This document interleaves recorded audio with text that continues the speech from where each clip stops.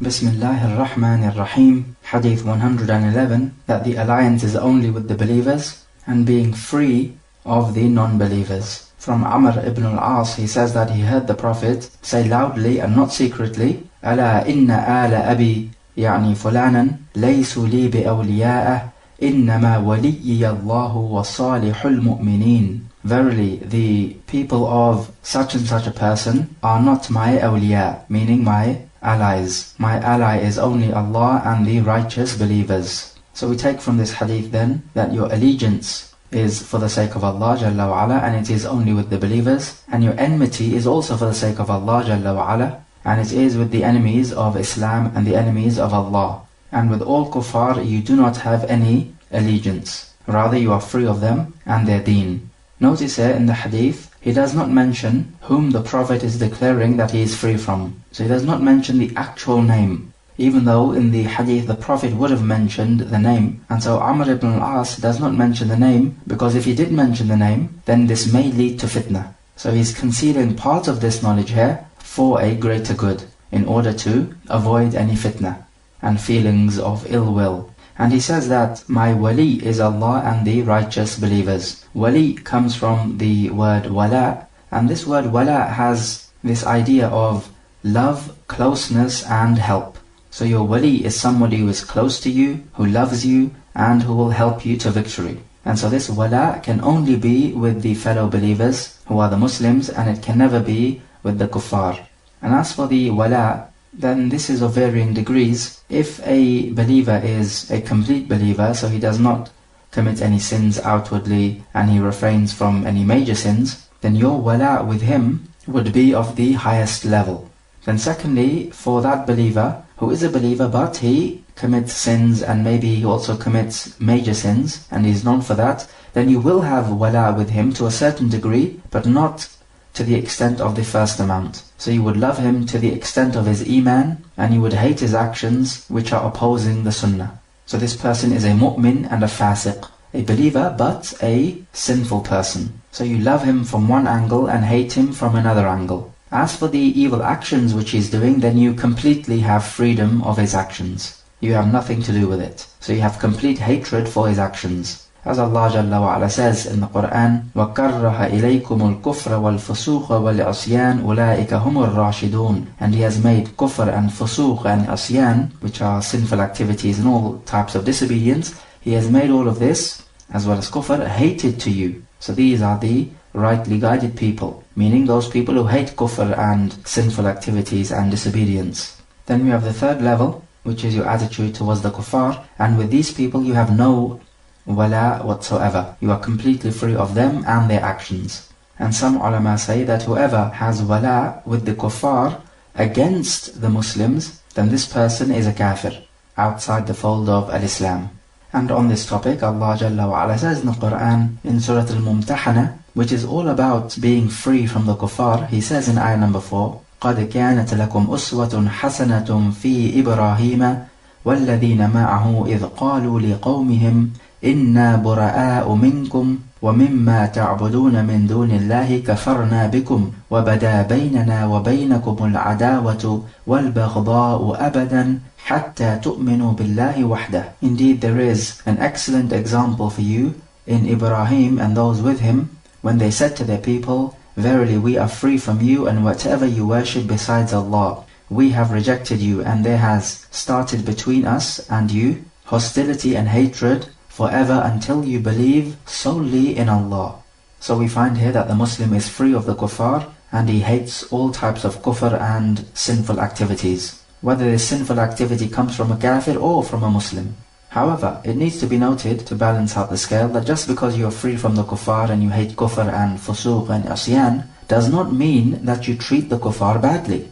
This is what needs to be understood, because in the same surah, Allah Jalla wa Ala says, لا ينهاكم الله عن الذين لم يقاتلوكم في الدين ولم يخرجوكم من دياركم أن تبروهم وتقسطوا إليهم إن الله يحب المقسطين. That Allah does not forbid you to deal justly and kindly with those who did not fight you on account of your deen, nor drove you out of your homes. Truly Allah loves those who deal with equity. So this ayah talks about bir and qist. Bir is when you do good to somebody. And qist, which is justice, is that when somebody does good to you, you return the favor. So you balance out the scales. So Allah Jalla wa Ala is telling us that those kuffar who did not fight you on account of your deen and did not drive you out of your homes, then you can do birr to them, which is doing much good, and also qist, which is to repay the favor if they do something good to you. So if they speak well to you, you speak well back to them. If they give you a gift, you give a gift back to them, and so on. And as we can see that the kuffar are not all on the same level. Some kuffar are hostile towards Islam, whereas other kuffar are not. Rather, they are friendly. And this is something that you can yourself witness. So the important point here is that a balance needs to be struck. However, doing good to them does not mean that you socialize with them, because this will be destructive to your deen and your Iman, and this is what needs to be protected. Okay, what about joining ties of kinship with kuffar family members? The answer is yes, you are required to join ties of kinship with them. As Allah Jalla wa Ala says, وَصَاحِبْهُمَا فِي الدُّنْيَا مَعْرُوفًا. Give them good company in this world. However, on account of your deen, you are free from them. So whenever it comes to matters of the deen, for example, if your family is celebrating Christmas because they're Christians, you free yourself from them and cut off ties if you have to. But otherwise, do not cut off ties, unless they are physically or mentally harming you, in which case you have to look after your own health first and foremost. Hadith 112. Talking about those Muslims who will enter Jannah without accounting nor punishment. From Husayn ibn Abdurrahman, he says that I was with Sa'id ibn Jubair, and he's a famous tabi'i, and Sa'id said to his people, which one of you saw the shooting star last night? And Husayn says, I saw it, but I was not praying, meaning the tahajjud, but rather I had been stung by a scorpion. And so Sa'id asked him, what did you do? And he said, I made ruqyah. And Sa'id asked him, why did you do this? And he said, because of a hadith I heard from Ash-Sha'bi, which says that لا رقية إلا من عين أو حمى, that there is no ruqyah except to treat the evil eye or a sting. So Sa'id replied that the one who implements the hadith has done well, but Ibn Abbas informed me that the Prophet ﷺ said that the nations were displayed before me, and I saw a prophet, and with him there were a group of people. And another prophet, with him there was one man or two men, meaning as his followers, and another prophet who did not have anyone as his follower. And then a great multitude of people was brought before me, and I thought that this was my ummah. And it was said to me, this is Musa and his people. But look towards the horizon. So the Prophet said, I looked, and there was a great multitude of people. And it was said, look to the other horizon, and yet again there was a great multitude of people. And it was said, this is your people. And from them there will be 70,000 who will enter Jannah without accounting nor punishment. So after this the Prophet got up and went into his house, and the people started to speak about these 70,000. Who are they? So some people said, maybe these are the people who were the companions of the Prophet. Some others said, perhaps these are the people who were born in Islam, and so they never committed shirk. And other suggestions were mentioned.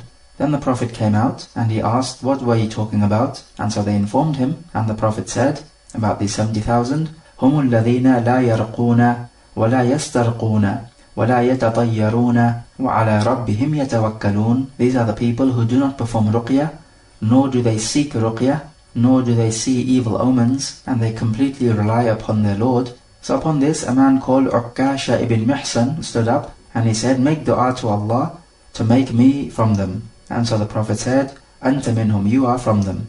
And then another man got up and he said, make dua to Allah to make me from them. And the Prophet replied to this, سَبَقَكَ بِهَا عُقَّاشَ. Uqasha has beaten you to it. So we ask ourselves from this hadith, why did the Prophet say that Uqasha has beaten you to it? The reason for this could be because the Prophet knew that this second man who asked was not worthy to be from these 70,000. So instead of telling him, no, you are not from the 70,000, he simply replied that Uqasha has beaten you to it. Or it could be that the Prophet wants to put an end to this asking, because if he makes dua for the second person, then no doubt there will be the third person who stands up and asks, then the fourth, then the fifth, and there will be no end to it. And this second suggestion seems to be the more reasonable suggestion. As for the Prophet describing these people, we have in another wording that these people will not seek ruqyah, they will not see evil omens, and they will not seek to have themselves cauterized, which is a treatment when you burn yourself. and they will completely depend upon their Lord. In another wording, the Prophet describes these people, تُضِيءُ وُجُوهُهُمْ إِضَاءَةَ الْقَمَرِ لَيْلَةَ الْبَدْرِ. Their faces will be shining as brightly as the full moon. But in the narration which we have mentioned, it says that these people will not perform ruqyah, and this wording is shadh and cannot be relied upon, and it does not feature in the version of Al-Bukhari.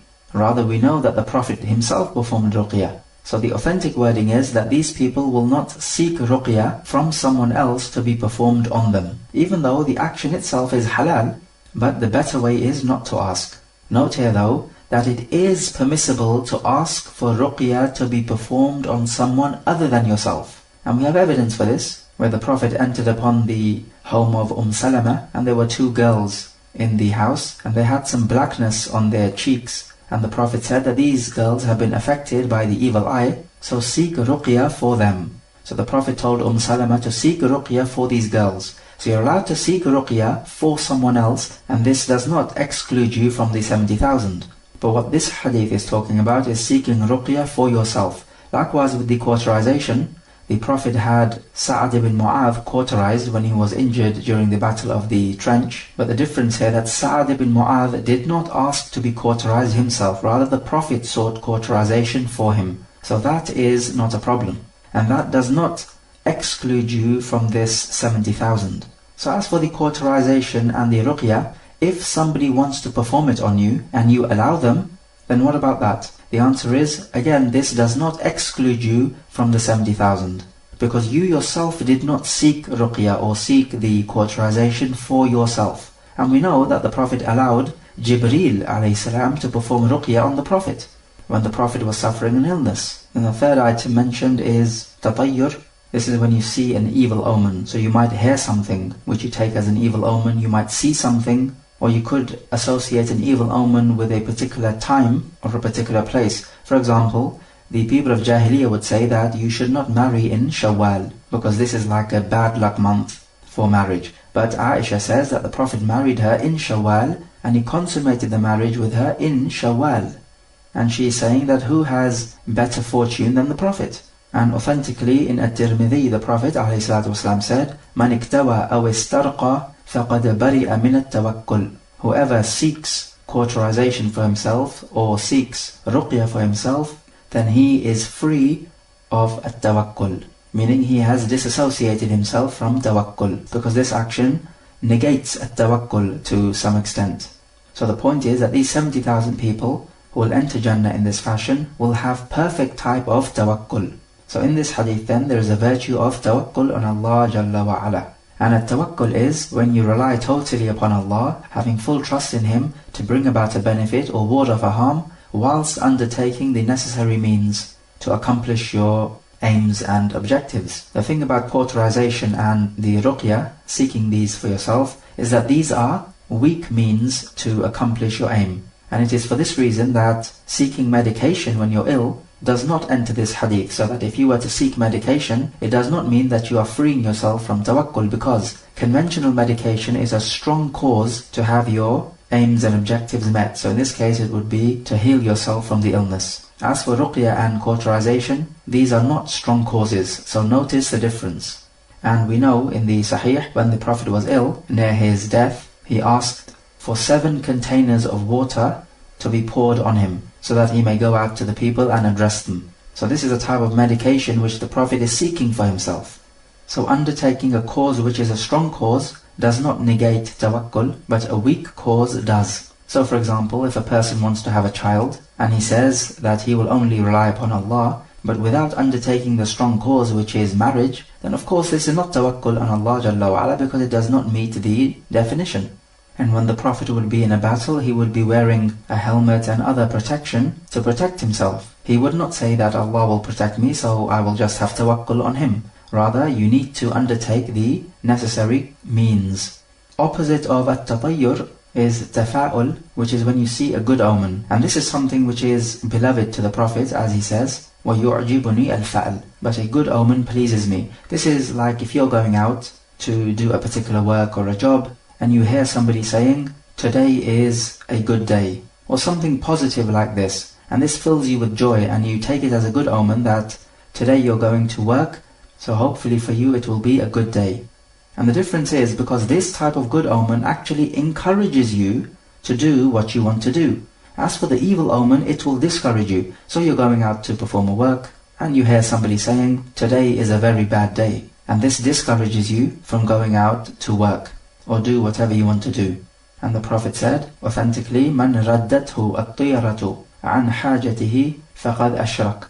If seeing a bad omen prevents somebody from doing what he wants to do, then he has committed shirk.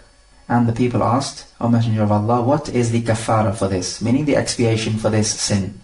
And the Prophet said that you should say, Allahumma la tayra illa tayruk, wa la khayra illa khayruk, wa la ilaha ghayruk. O Allah, there is no bad fortune except that it comes from you, and there is no good fortune except that it comes from you, and there is no God worthy of worship except you. So the point is that at-tiyara, or seeing evil omen, is shirk.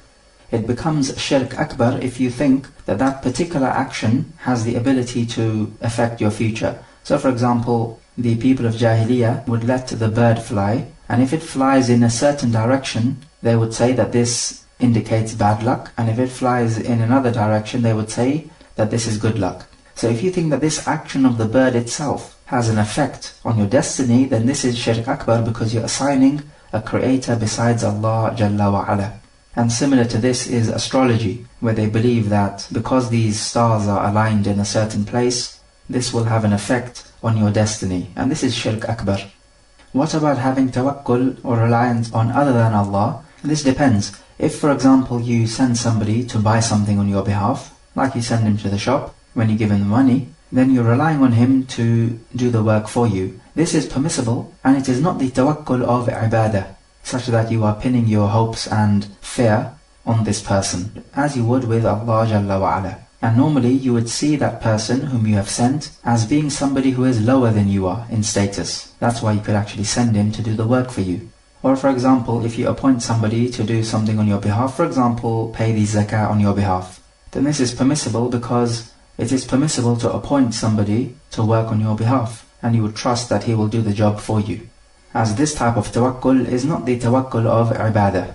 Is it permissible to say to this person, I rely upon Allah and upon you?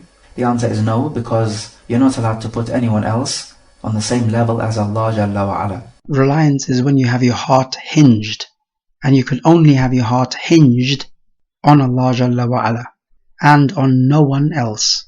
Also we can take from the hadith right at the beginning that the predecessors from the tabi'een would talk about what would happen in the sky. So here they are talking about the shooting star, but also notice that Hussein says that he saw the shooting star, but he does not want people to think that he was praying. This is why he says, but I was not praying, rather the reason why I was awake was because of a sting. So we find here that the Muslims from the tabi'een would want to hide their good deeds and would not want people to know them as being righteous people. And they don't want to be praised for something which they have not done. As opposed to nowadays, you find people who are seeking praise from others. And we also find from the narration that when it comes to the evil eye or the sting, then ruqya can be performed for this. He says there is no ruqya except for the evil eye and the sting. Of course, in the absolute sense, that's not true, but what the hadith means is that for the evil eye and the sting, there is nothing more worthy than the ruqya. Otherwise, we know you can perform ruqya for all types of illnesses, or if you have been touched by the jinn. And we know from the other narration that the companions recited Surah Al-Fatiha on a person who was stung by a scorpion, and they charged for this.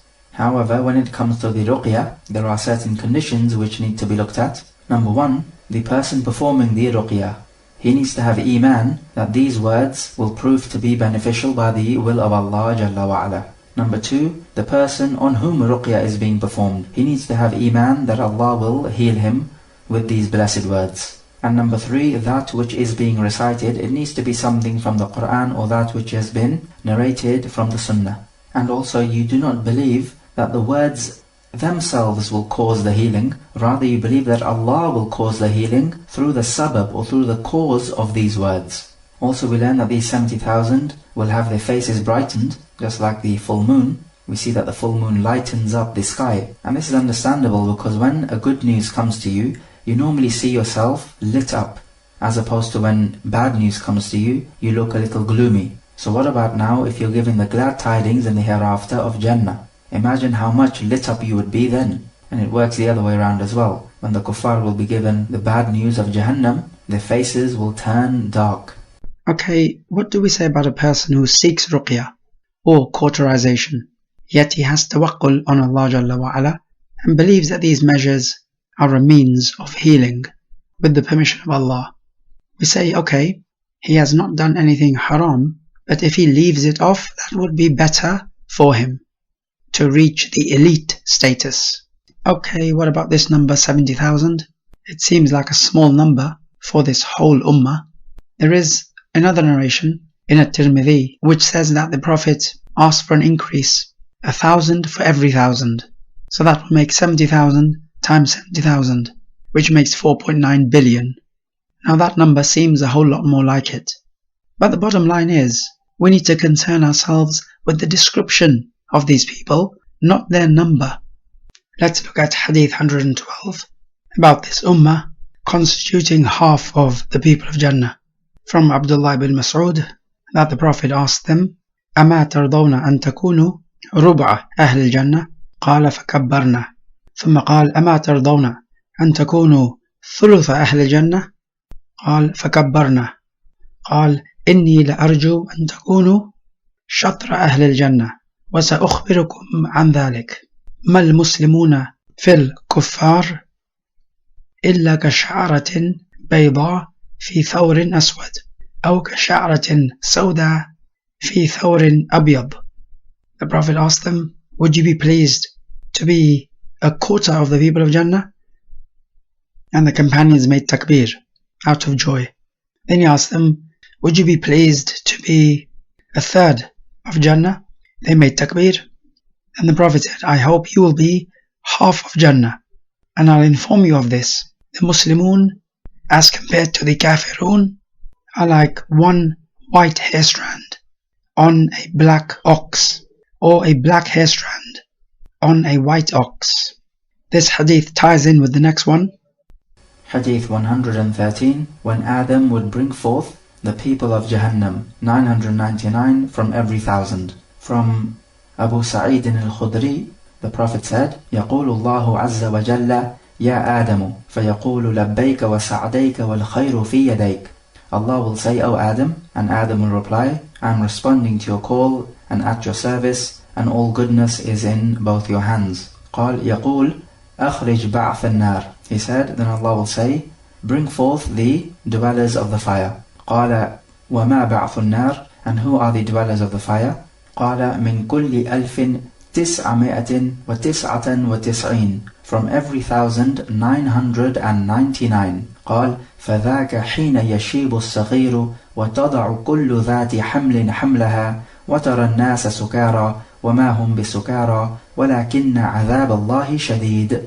He says, that will be the time when the small children's hair will turn grey and every pregnant woman will drop her load, and you will see the people as if they are drunk, but they are not drunk. But the punishment of Allah is severe. So this news was very difficult for the companions, and they asked, Ya Rasulullah, أَيُّنَا ذَلِكَ الرَّجُلُ? O Messenger of Allah, which one of us will be that man?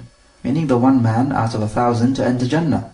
فقال أبشروا فإن من يأجوج ومأجوج 1,000 ومنكم رجل. The Prophet said, rejoice, because from Ma'juj and Ya'juj there will be 1,000, and from you there will be one man. قال ثم قال والذي نفسي بيده إني لأطمع أن تكونوا ربع أهل الجنة. Then he said, by the one who has my soul in his hand, I desire that you should be a quarter of the people of Jannah. فحمدنا الله وكبرنا. And Abu Sa'id says, then we praise Allah and we made takbir. ثم قال والذي نفسي بيده إني لأطمع أن تكونوا ثلث أهل الجنة فحمدنا الله وكبرنا. Then the Prophet said, by the one who has my soul in his hand, I hope or desire that you should be a third of the people of Jannah. So Abu Sa'id says, we praise Allah and we made takbir.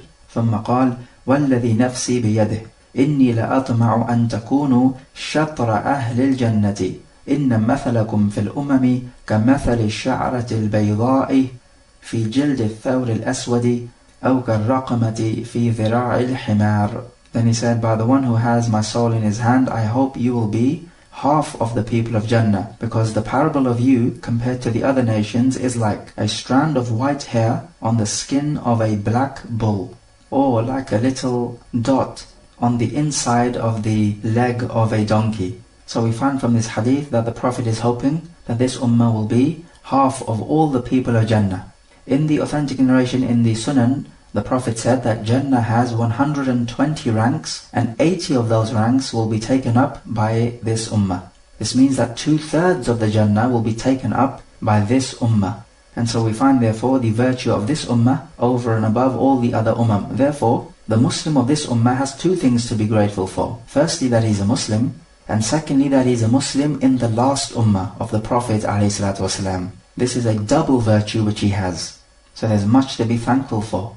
We also take from this that the speech of Allah is real, with a voice and words and letters which can be understood. And speech is something which cannot exist by itself, rather it needs something else to exist. And so therefore speech is from the attributes of Allah.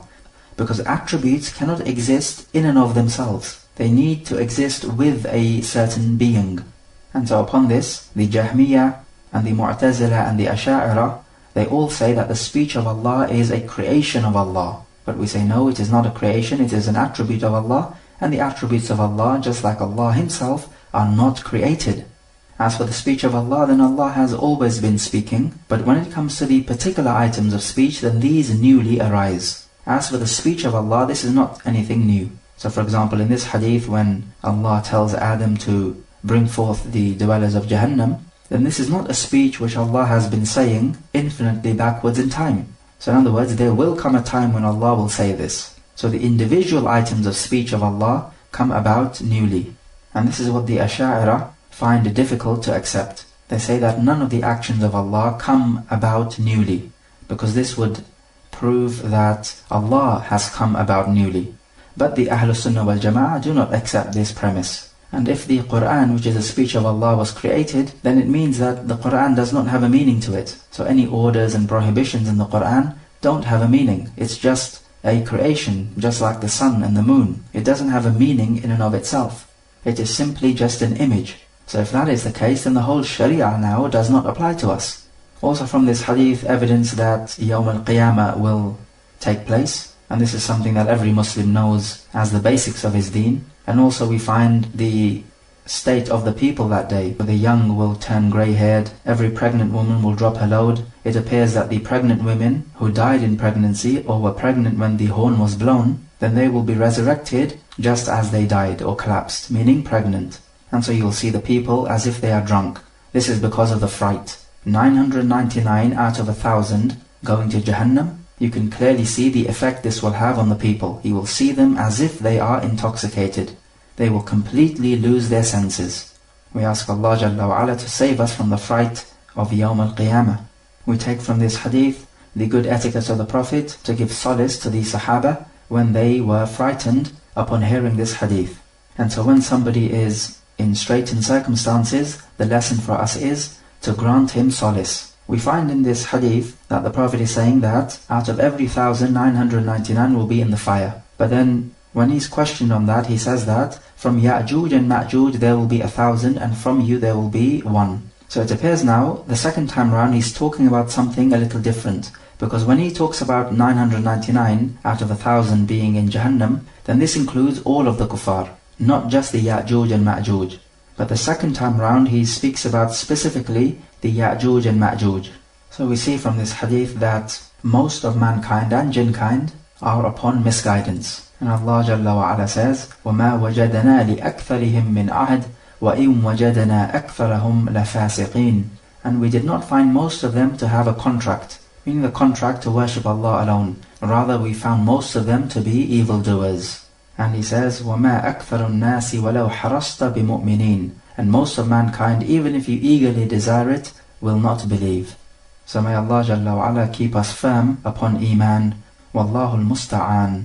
We can also take from this hadith that upon hearing good news, it is permissible to praise Allah and make takbir, just as the companions did here, when they learnt that they will be the majority of the people of Jannah. And Allah knows best. The discussion on Ya'juj and Ma'juj is coming up in the book of Fitan. However, this narration seems to be telling us that Ya'juj and Ma'juj would form most of the people of Jahannam. End of track questions. Number 1. Give the 3 levels of al-wala. Question number 2. Explain the characteristics of the 70,000 people who will enter Jannah without accounting nor punishment.